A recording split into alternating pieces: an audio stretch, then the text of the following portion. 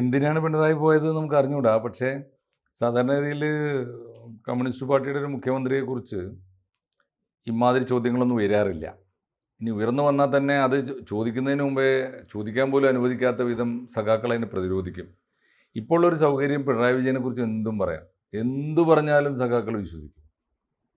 പണ്ടങ്ങനെയാണ്. കമ്മ്യൂണിസ്റ്റുകാരെ കുറിച്ച് പറഞ്ഞാൽ വിശ്വസിക്കില്ല. ആദ്യത്തെ ഉത്തരം അടികൊള്ളും. ഇപ്പോൾ AKGയെക്കുറിച്ച് ആരെങ്കിലും അഴിമതി നടത്തി എന്ന് പറഞ്ഞു നോക്കട്ടെ, ഉറപ്പല്ലേ തല്ലുകൊള്ളുന്നു. അപ്പോൾ പണ്ടങ്ങനെ ആയിരുന്നു, ഇപ്പോൾ അങ്ങനെയല്ല. ഇപ്പോൾ നേരെ തിരിച്ചാണ്. കമ്മ്യൂണിസ്റ്റുകാരെ കുറിച്ച്, പ്രത്യേകിച്ച് പിണറായി ഒക്കെ ലീഡർഷിപ്പിൽ വന്നതിന് ശേഷം പിണറായിയെക്കുറിച്ചും കുടുംബത്തിനെ കുറിച്ചൊക്കെ എന്ത് പറഞ്ഞാലും ആളുകൾ വിശ്വസിക്കും. ഇതിപ്പോൾ വേണമെങ്കിൽ അവർക്ക് വിശദീകരണം ഉണ്ടാവാം. ഒന്നാമത്തെ കാര്യം, 17 യാത്ര നടത്തിയിട്ട് 8 എണ്ണത്തിൻ്റെ കണക്കേ ലഭ്യമായിട്ടുള്ളൂ, അല്ലേ? വിവരാവകാശ പ്രകാരമല്ലേ? 17 യാത്രകൾ 8 എണ്ണത്തിൻ്റെ കണക്ക് അങ്ങനെ പോരാ. മുഖ്യമന്ത്രിയെ പോലെ ഒരു പബ്ലിക് പേഴ്സണാലിറ്റി രാജ്യത്തോടും സംസ്ഥാനത്തോടും ഒക്കെ എപ്പോഴും കണക്ക് പറയാൻ സുതാര്യമായ ജീവിതം നയിക്കേണ്ട ഒരാൾ 17 വിദേശയാത്ര നടത്തിയിട്ട് 30 വിദേശയാത്ര, അതിൽ 17 രാജ്യങ്ങൾ, 30 യാത്ര നടത്തി 17 രാജ്യങ്ങൾ പോയി.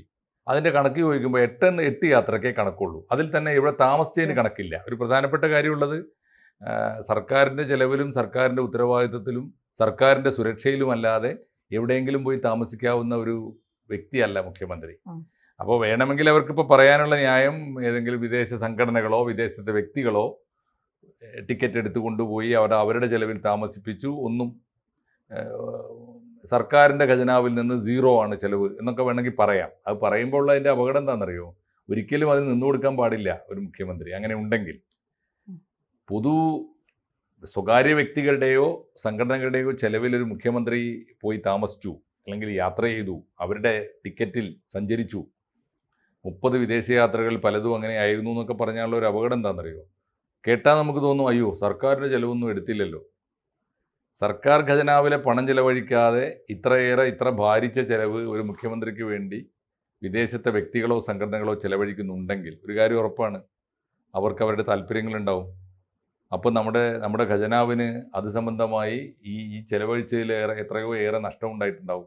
കൂടുതൽ വാർത്തകളും വിശേഷങ്ങളും നിങ്ങളിലേക്ക് എത്താൻ ABC മലയാളം സബ്സ്ക്രൈബ് ചെയ്യുക, ബെൽ ബട്ടണും അമർത്തുക.